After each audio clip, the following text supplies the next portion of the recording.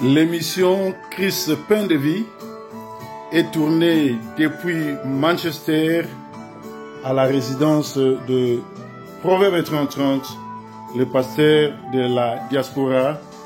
Suivez les messagers dans un grand message ce dimanche. Restez branchés. Yesu Azankolo.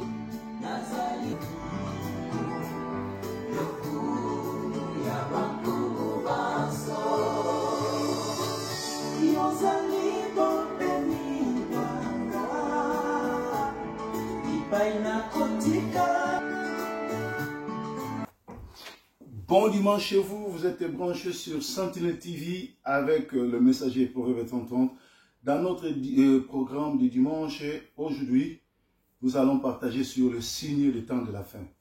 Bien aimés, nous n'avons pas assez de temps. Il nous restait 6 ans. Comptez bien, 6 ans avant l'enlèvement du monde. Pourquoi je vous dis de 6 ans, je vous parle de 6 ans? Parce que la prophétie dit, le dernier pape, le 120e pape, sera le dernier pape. Alors, nous avons le pape argentin, qui est le pape François, d'origine argentine, qui règne à Vatican. Il est le 120e pape. Et Macron vient de vous lancer le message que bientôt, la bête sera là. La bête n'est autre que le 666, l'adversaire de Dieu. Et les signes dans la Bible nous montrent que tout ce qui a été prédit par les prophètes, par les pasteurs, par le messager de Dieu, s'accomplissent une après autre. C'est-à-dire, nous n'avons plus assez de temps. 2030 sera là. Christ sera déjà dans le rendez-vous. Il viendra enlever l'église et l'antéchrist régnera. Alors, il nous reste une seule chose à faire, c'est repentir, la repentance. La meilleure des choses à faire, c'est la repentance. C'est donner son cœur au Seigneur. C'est se repentir, d'abandonner les péchés, abandonner la méchanceté, abandonner les débauches. Je vais dire à partir de ce message, je vais donner un message, un verset biblique. Ici, la Bible nous dit, la Bible décrit les événements et les conditions qui marqueraient la période finale du monde, ou la fin du monde. Matthieu 24, 3. La Bible parle de, après cette période, le dernier jour et les derniers temps de la fin, ou l'époque de la fin. Tu peux lire ça dans 2 Timothée 3, 1, Daniel 8, 19.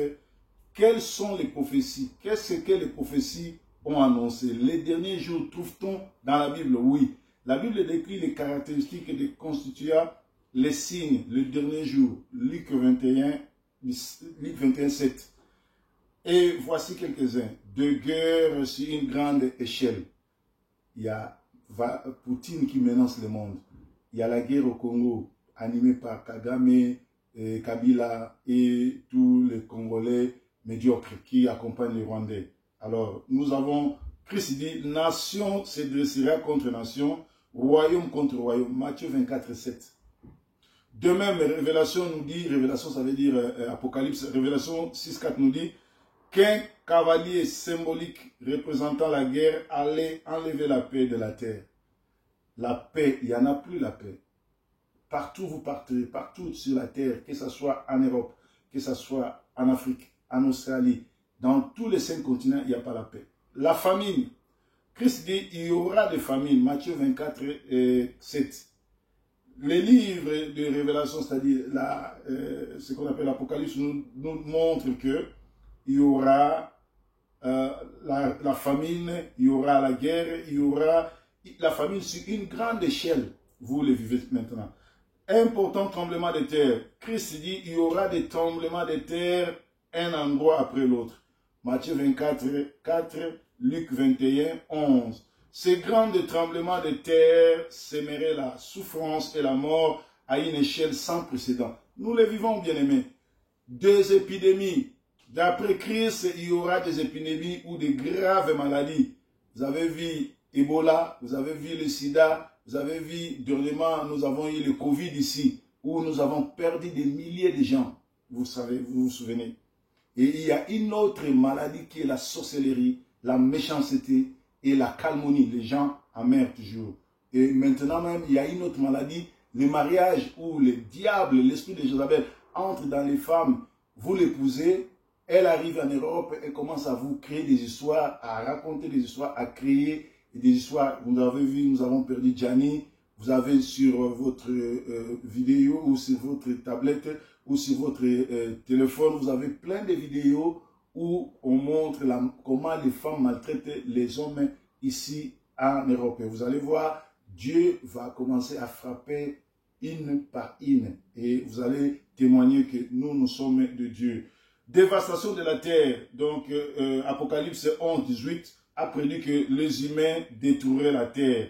Ils feraient de plusieurs façons, non seulement par la violence et la corruption, mais aussi en détruisant l'environnement.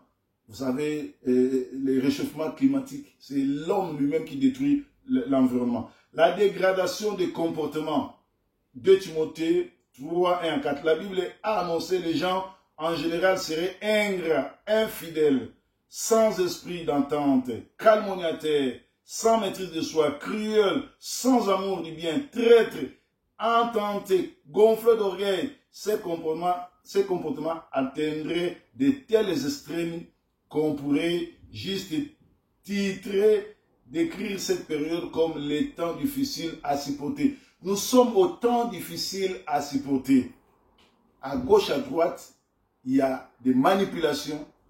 Les sorciers qui vont accuser un serviteur de Dieu ou des gens de bonne naissance, les gens qui sont bons accusent les mauvais et les mauvais pensent qu'ils vont se cacher parce que Dieu, sa justice, il y en a.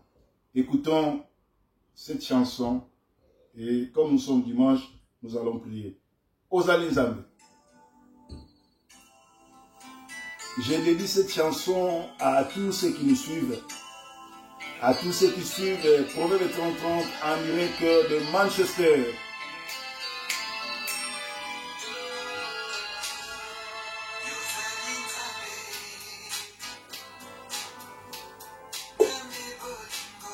Vous avez des questions, vous voulez la prière, appelez-moi sur le 0044 73 56 28 62 56.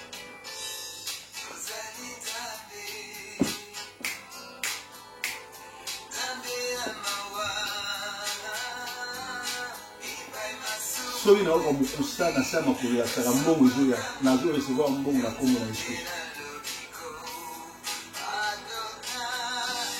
Liboso na yo Nzambe nanga mosusu azali te,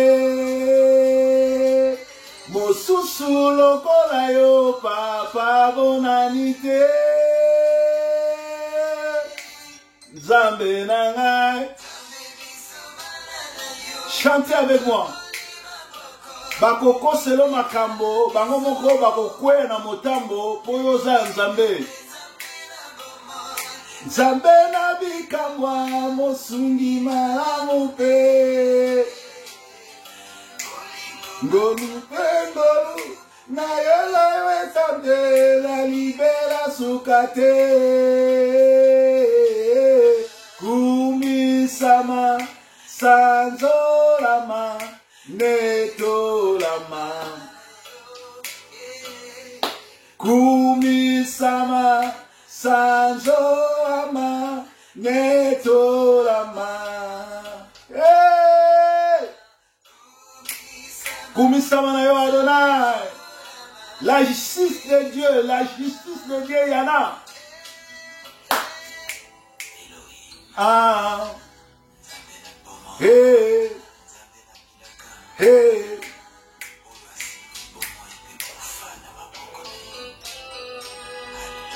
Kumisa Nzambe, partagez l'émission Oyo.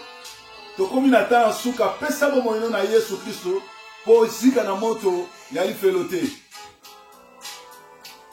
Nzambe manamo.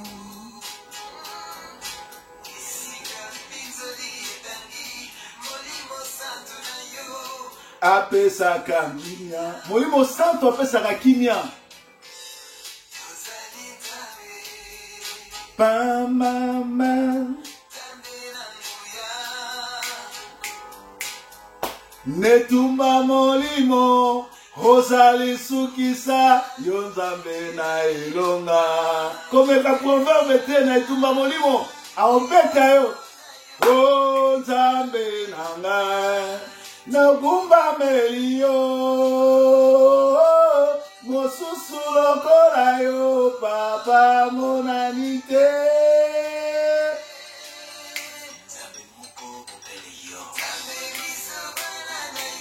Dina nanga Yesu. Malam. Dimanche malam na banda kuna bino. Tobondeli. Sabena bika mwa mosungi malamu pe.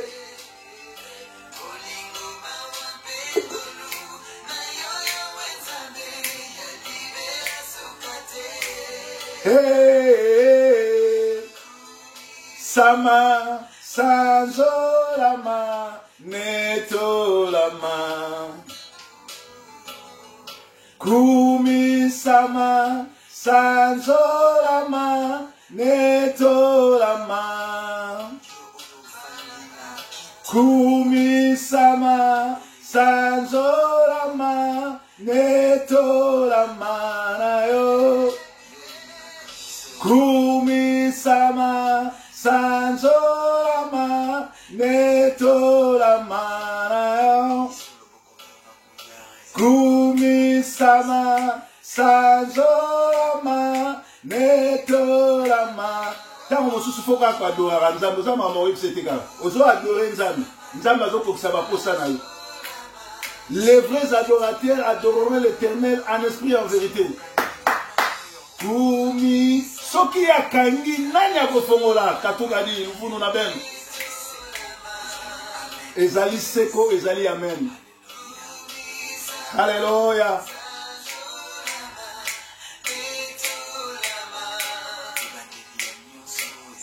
Ebandeli ya nyonso ezali Adonai, azali Elohim, azali El Shaddai, mokonzi na milimo nyonso eloba ale moloto.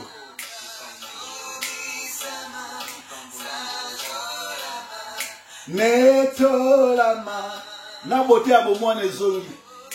Kumi sama, sanzolama, netolama. Kumi sama bakoya na nzela moko bakozonga na nzela sambo po ya batela kana ezali nzambe na Israel komone Adonai El Shaddai Yoshua Mashiach Zambe nanga Mabelio mosusu lokola yo papa monanite Nzambe bomoko Comment on a Yoshua Amashia Azalite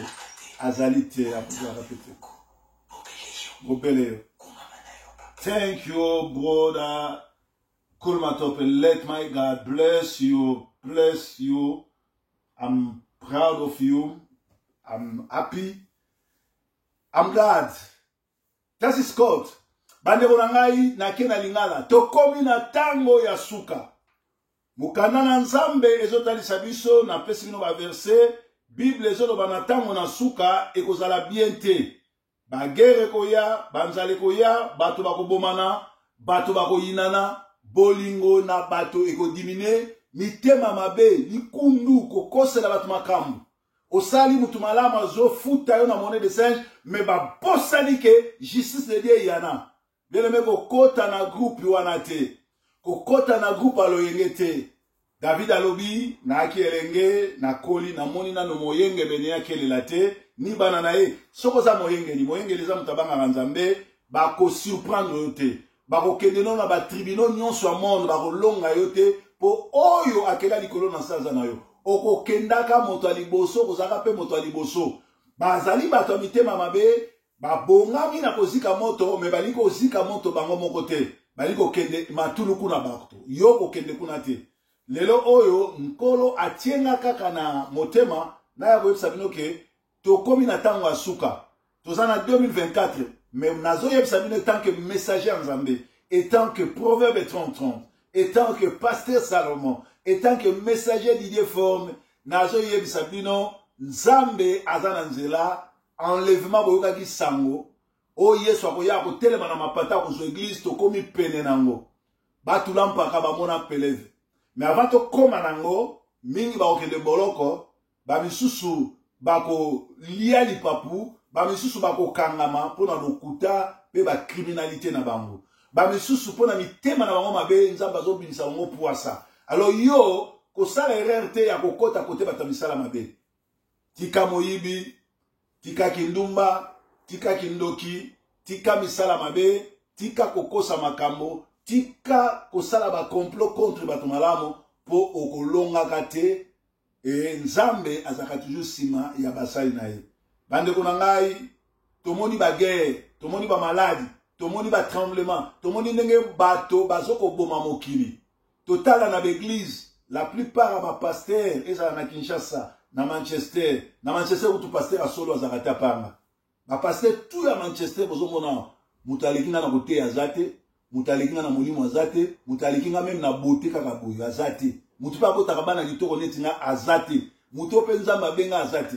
Quelques-uns ba pasteur ba uta Kinshasa, mais ba oba ordonna a la plupart ba pasteur a sobo ke na l'église ndenge wana, bo ke na lifelu. Na Londres écoute Mawatu. Moutou a joué Sabino, messager prophète 30 ans. Alors, le meilleur, moko a meilleur pasteur en Angleterre, en Europe. Moko a meilleur pasteur en Angleterre, en Europe. D'ailleurs, année passée, en décembre, groupe, il y a un journaliste en Angleterre, qui a fait un mérite. Et, na juillet, na Bordeaux, étant que meilleur pasteur en Angleterre, pour nous coordonner, église moramouné, le pasteur naïe, le pasteur église moramouné, ordonné comme pasteur. Mais, poni karanga en Angleterre, comme meilleur pasteur et meilleur visionnaire. Voilà. Donc, bon, l'andanzambe, biso toyoka nzambe, biso totamana, d'ailleurs, année oyo, ne bandeli nango, na lobaki nzamba pesa un message, mon serviteur sera élevé, il montera, il sera haut placé. Bon, vivre frango, nzamba zo tombo là-bas, vrai serviteur, azo élevé bango, pe azo placé bango, haut placé, nzamba sa bongo. Bitumba nyonso na vie na yo, sokoza na destiné munene sokoza na mapamboli munene satana kosala nyonso a détruire vie na yo a détruire mariage na yo atinda ba faux bato atinda ba ndoki pembe na yo atinda bato ba kosolo makambo mais nzambe na lola ko justifier yo et après bitumba Isaac akomaki riche faux riche mwana na nzambe nyonso tu même Joseph même Yesu Christo même David bato ya entourage na ye balukaka bénédiction a été. Pour ba moni étoile. Pourquoi Hérode a gabo ma Yesu pour amona étoile? Pourquoi bazo tumsayo pour une étoile? Ticket étoile na yo. O nzamba tiana kat na yo. Nindoki ni tata mwasi ni noko atushango. O nzamba loba pour na yo ekuksama. Les 6 dernières années ototika nango avant l'enlèvement salama. Nzamba sunga o se repentir. O pesabo moine pa nzambe. Na komi na suka pona chité landanga na prière.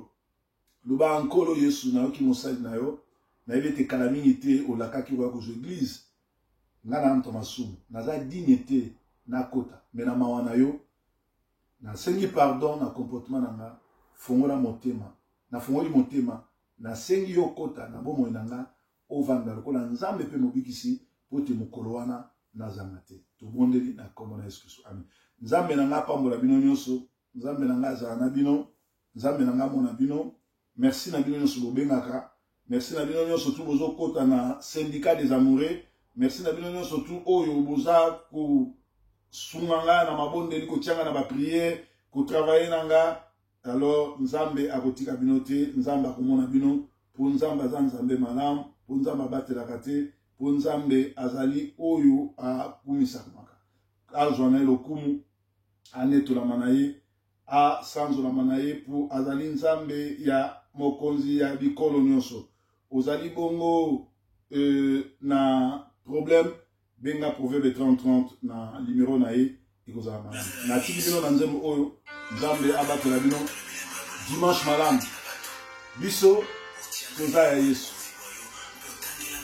dimanche malamu na bandako na bino.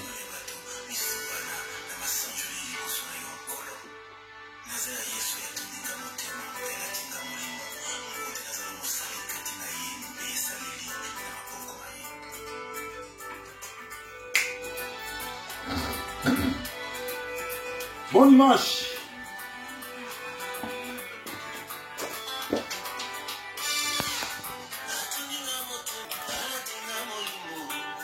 Et c'est